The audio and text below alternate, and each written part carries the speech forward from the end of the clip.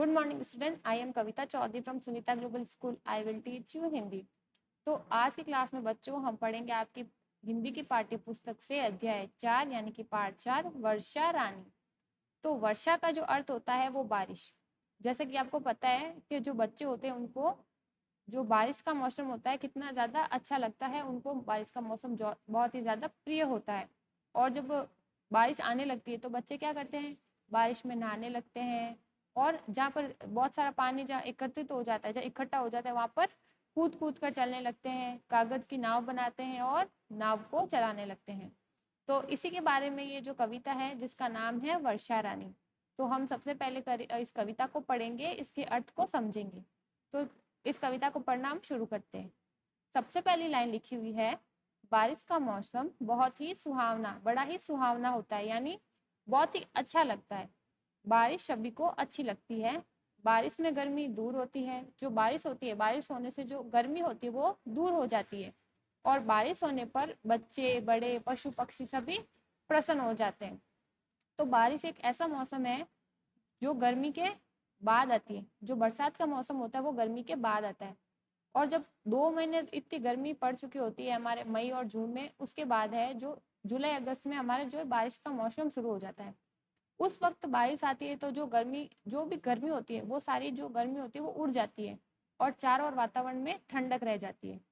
तो हम पढ़ते हैं इस कविता को। अब इसका पहला अंश देखें, रिम झिम बरसा पानी, देखो आ गई वर्षा रानी। तो इसमें लिखा हुआ है कि देखो जो रिम झिम करके पानी जो है बरस रहा है। और क्या आ गई है, क्योंकि देखो वर्षा रानी आ गई है। जो बारिश है उसको यहाँ पर रानी कहकर बुलाया गया, रानी कहकर बुलाया गया है। अब काले काले बादल गरजे, गरजे यानी जोर जोर से जो बादलों की आवाज होती है, जोर की आवाज, उसे हम गरजे कह रहे हैं। झमझमाकर जमकर बरसे। अब जमकर का अर्थ होता है खूब सारा। चमचम चमचम चमचम बिजली चमक रही है। तो जैसा कि आपको पता है जब बारिश आती है तो साथ में बिजली चमकती है। तो यहाँ पर लिखा है कि जो बिजली है वो चमचम करके चमक रही है। चारों ओर हरियाली है। तो जब बरसात का मौसम होता है, जब बारिश हो जाती है, उसके बाद हमारे चारों ओर वातावरण में जो है हरियाली आ जाती है। जो पेड़ होते हैं वो और भी ज्यादा हरे लगते हैं। कोई पेड़ अगर सूखा भी होगा तो उस पर नए पत्ते आ जाते हैं। और जो धरती पर जो है कई जगह घास उग जाती है, कई तरह की वनस्पतियां उग जाती है, इसलिए चारों ओर हरियाली हो जाती है।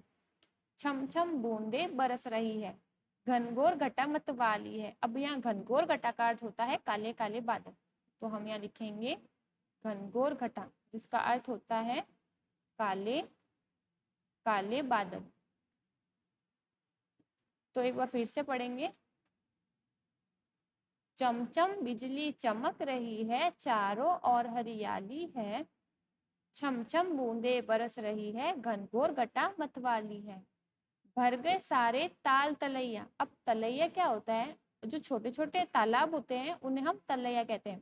कहीं पर कोई जगह पर जहाँ छोटा खड्डा होता है तो वहां पर बहुत सारा पानी भरकर एक छोटा सा तालाब बन जाता है, जिसे हम छोटा तालाब भी कहते हैं। तो छोटे छोटे तालाब को हम तलैया कहते हैं, छोटे छोटे तालाब जिसे तलैया कहते हैं। मेंढक गीत सुनाते हैं।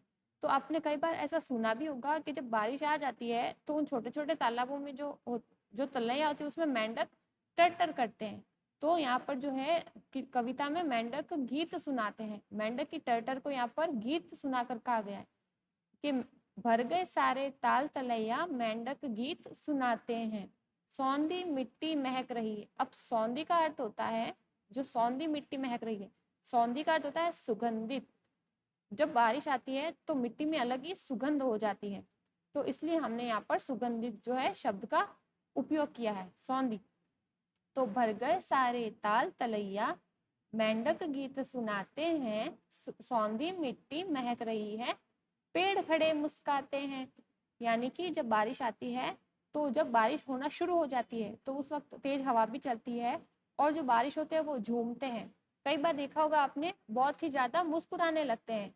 तो जब वो पेड़ झूमते हैं तो ऐसा लगता है मान लो कि वो मुस्कुरा रहे हैं। उसके बाद अगला देखिए, मैं भी आऊं तुम भी आओ, बारिश में खूब नहाओ, कागज की सब नाव बनाओ, मिलकर पानी में तैराओ। तो यहाँ पर बोल रहे हैं बच्चे कि मैं भी आती हूँ और तुम भी आओ और बारिश में खूब नहाओ, कि हम सब मिलकर बारिश में खूब नहाते हैं। कागज की सब नाव बनाओ। अब क्या करो, जब बारिश हो रही है, छोटे छोटे तल्लों में पानी भर गया है, तो हमें अब कागज से नाव बनानी है और मिलकर पानी में तैराओ, और मिलकर पानी में उस नाव को चलाना है। तो देखिए बच्चों, एक बार फिर से इस कविता को पढ़ते हैं। रिम झिम बरसा पानी, देखो आ गई वर्षा रानी। काले काले बादल गरजे, झम झमाकर जमकर बरसे। अब अगला अंश देखिए। चमचम बिजली चमक रही है, चारों ओर हरियाली है। छम छम बूंदे बरस रही है, घनघोर घटा मतवाली है। घनघोर घटा का अर्थ होता है काले काले बादल। भर गए सारे ताल तलैया, मेंढक गीत सुनाते हैं। सौंधी मिट्टी महक रही है, पेड़ खड़े मुस्काते हैं। मैं भी आऊं तुम भी आओ, बारिश में सब खूब नहाओ। कागज की सब नाव बनाओ, मिलकर पानी में तैराओ।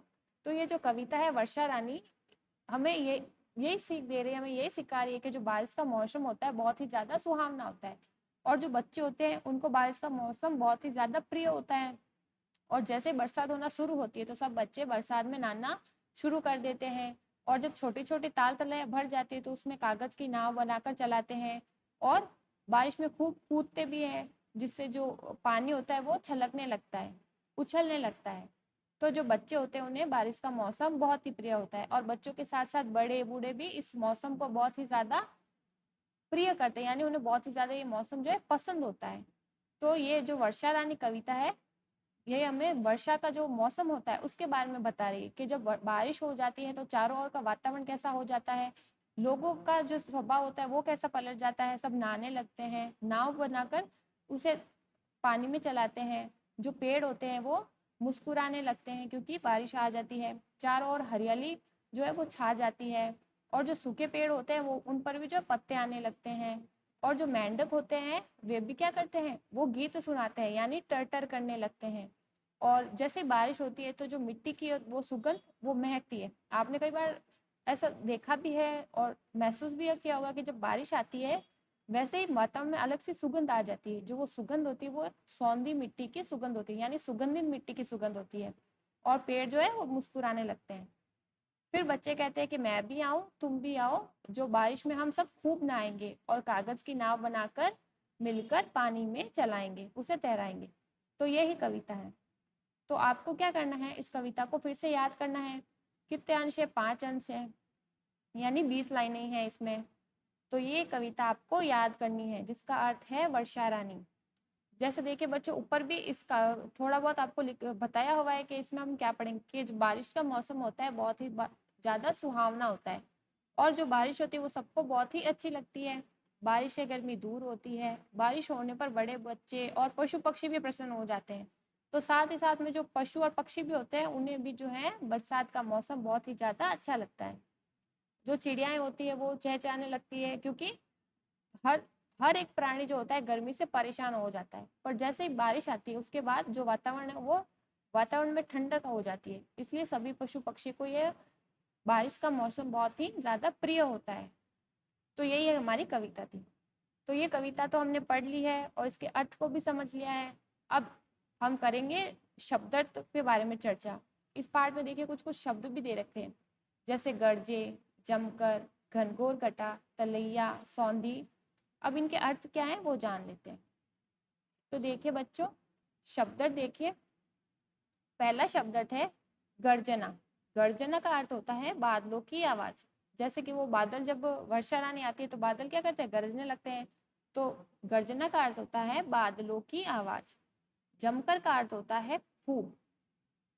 घनघोर घटा यानी काले काले बादल। तलैया का अर्थ होता है पानी के छोटे छोटे तालाब या पानी के छोटे तालाब। और सौंधी का अर्थ होता है सुगंधित। जैसे कि वो सौंधी मिट्टी महक रही है, सौंधी का जो अर्थ हमने देखा वो था सुगंधित। तो ये है आपके शब्दार्थ। अब इन शब्दार्थों को आप किस तरह से अपनी कॉपी में करेंगे। सबसे पहले हमने पार्ट 3 पढ़ लिया था खेल खेल में, उसके बाद हमने इस पार्ट के प्रश्न उत्तर भी कर लिए हैं, वो पार्ट पूरा हो गया। उसके बाद हमें नए पेज से जो है कक्षा कार्य लिखना है। क्या करना है? कक्षा कार्य लिखना है। कक्षा कार्य लिखने के बाद हम लिखेंगे पाठ 4 वर्षा रानी।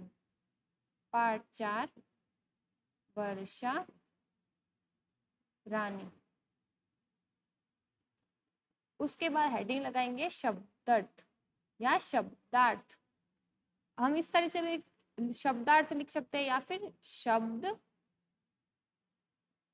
और अर्थ, इस तरीके से भी हम शब्दार्थ लिख सकते हैं। आपके बुक में शब्दार्थ दे रखा है तो आप इस तरह से के भी लिख सकते हैं। अब देखिए, पहला हम लिखेंगे गर्जना। गर्जना का अर्थ होता है बादलों की आवाज। फिर दूसरी लाइन में हम लिखेंगे जमकर। जमकर का अर्थ होता है खूब। फिर तीसरा है घनघोर घटा। अब घनघोर घटा का अर्थ होता है काले काले बादल। फिर तलैया। तलैया का अर्थ है पानी के छोटे तालाब। और फिर है सौंधी। सौंधी का अर्थ होता है सुगंधित।